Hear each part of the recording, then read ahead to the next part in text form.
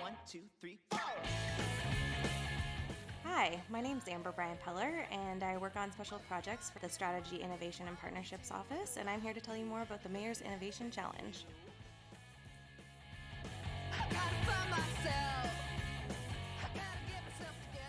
Welcome, podcast fans, to Tell Me More, the podcast that knows innovation requires collaboration, ideation, implementation, and value creation.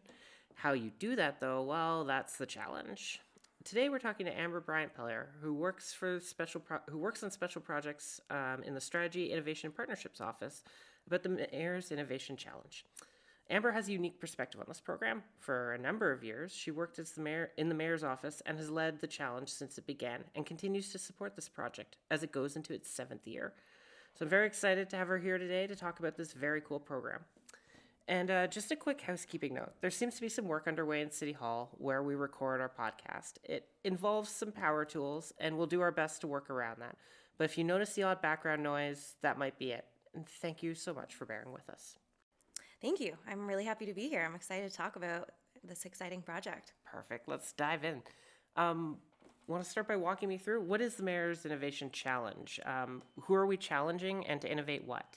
So it's essentially a pitch competition for post-secondary students. We basically ask them to come up with an innovative solution to a challenge that we face as a city, or an idea that makes Kingston a better place for residents. They come to City Hall, they pitch those ideas to a panel of judges for a chance to win some prizes. Okay, that's very, very, very cool. So tell me about the origin of the idea. Did this start with Mayor Patterson, or does this predate him? Was it? So yeah, it actually started with Mayor Patterson. Basically, him and our Director of Strategy, Innovation, and Partnerships kind of cooked this idea up a little over 7 years ago. Pitch competitions are really popular in the entrepreneurial space, academic spaces, but we don't really see it in a government setting. So we thought it was a really unique way for government to tap into talent in amongst our post-secondary schools. And we also thought it was a great way to demonstrate the opportunities we have for working in municipal government, and also giving students a chance to apply their knowledge to real-world stuff. So what do teams that participate get out of the challenge? So it's really an opportunity for them to apply what they're learning to real-world scenarios. In general, if you're participating in a pitch competition, it's a chance to kind of build out a solution. You refine your presentation skills, and you're kind of networking with leaders in the community and in municipal government. The winning teams have a chance to kind of turn their idea into a business venture if they want to, with seed funding from the Dun & Dishbande Queens Innovation Center. So you could actually go right into starting a business. Or you, if you win kind of the city stream or the city prize, you have an opportunity to work in a municipal setting and get mentorship from senior city staff.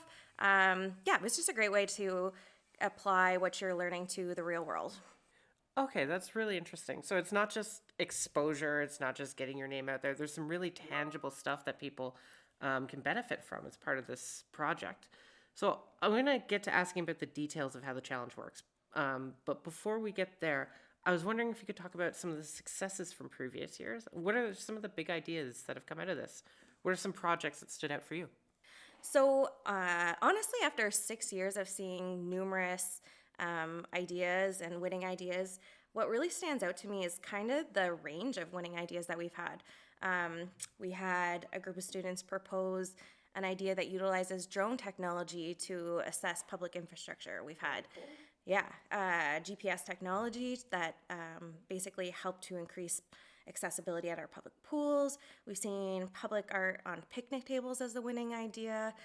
Gamification or apps. There's a lot of different things, and I think it really goes to show kind of how broad the services we provide as a municipality, and the goals that we partner with in the community to achieve. So, and honestly, some of the ideas we've seen piloted here, we've seen entrepreneurs go on to kind of scale up their business ventures. Yeah, there's been like an incredible mix over the years. I was gonna say there's a lot of tech in there, but not just tech. Which that makes sense given the current age, but like a wide breadth of different ideas. Yeah, yeah. And even like lots in public art and tourism and culture. So it is a real mix of things. So walk me through the application process. Who's this open to, and how do they apply? So basically, it's open to all post-secondary students in Kingston. We actually even allow team members from outside, from other schools in Ontario, just as long as the composition is 50% local. Basically, we ask that students frame their idea in a 2 to 3 minute video, and this year we're asking for them to submit before February 25th. From there, we'll review the videos and shortlist some teams for the competition. Some other thing, like we have some workshops lined up for January, but essentially you can find all the details on the city's website. So it's www.cityofkingston.ca/MIC, that's short for Mayor's Innovation Challenge. Yeah, and yeah, and that has like all the important dates and all the kind of details that you would need to know. Perfect. And yeah, we'll have that in the show notes for anybody that's looking to follow through. So how many project pitches do we typically see, and how does that short list of projects get determined? Depends on the year, but generally we will shortlist kind of 6 to 8 teams. And really it's some senior city staff sit down and watch the videos and kind of, determine who's going to come and pitch to us. Interesting. Okay. So how do the winners then from that 6 to 8 shortlisted teams, how do they get selected? So, yeah, the students will be pitching around or in front of the Horseshoe in council chambers. Intimidating. No, I'm sure. Public speaking kind of always is, but That's true. but yeah, so we have a panel of judges that we line up every year. We always have our mayor. We have a representative from the Dun and Dishbanded Queen's Innovation Center because they're a partner. Also from Bell Canada because they're a sponsor. And then we usually have 2 or 3 more community leaders that are have experience in innovation and entrepreneurship. And they'll deliberate after all the students have pitched during the morning, and then we have a lunch where the judges kind of sit down and talk about it, and the rest of us enjoy a nice reception, and then they're announced after lunch. I got the chance to swing by it last year. It was quite the day. A lot of activity, a lot of like very cool ideas and very good energy in the room. It was a neat experience to be there just watching as a. Oh yeah, I love it. There's like an energy to something like this that is really unique. Creative and yeah. So as we mentioned, you've seen lots of pitches, lots of ideas. In your opinion, what makes a pitch unique? What makes an idea unique? What would you suggest to somebody considering taking part in this? Yeah, I mean, I've seen a lot of incredible ideas over the years. I think what really stands out is kind of passion or enthusiasm. If you really care about the idea that you have formed and the impact it'll have, then I find that really shines through. Yeah. I'd say my advice is to kind of draw on your own worldview or your own skills. Some ideas are students that have gone to other cities and seen something that they thought could be done here, or personal experience, or whatever they're learning in school. So yeah, I'd say draw on your own experience, and it doesn't always have to be super complicated. I mean, some of the best ideas I've seen are really simple or straightforward ones. So yeah. Simpler, straightforward, but innovative, good impact, or Absolutely. Like you think about the picnic table idea. Like what a great way to, highlight Kingston artists. Yeah. It's a really simple, elegant idea, but it's something we hadn't really thought of here.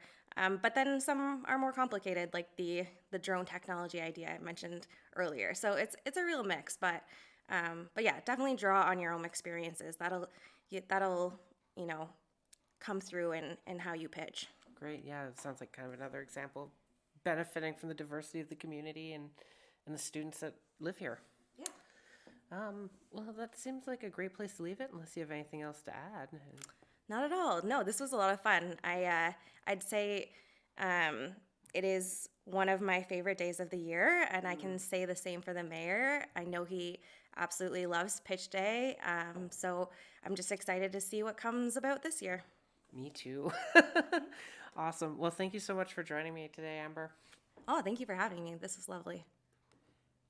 I'm hoping after this episode that everyone out there understands the assignment. If you're a post-secondary student with a great idea, get a team together and pitch it. If you're someone who knows a post-secondary student who has a great idea, maybe send them a link to this podcast.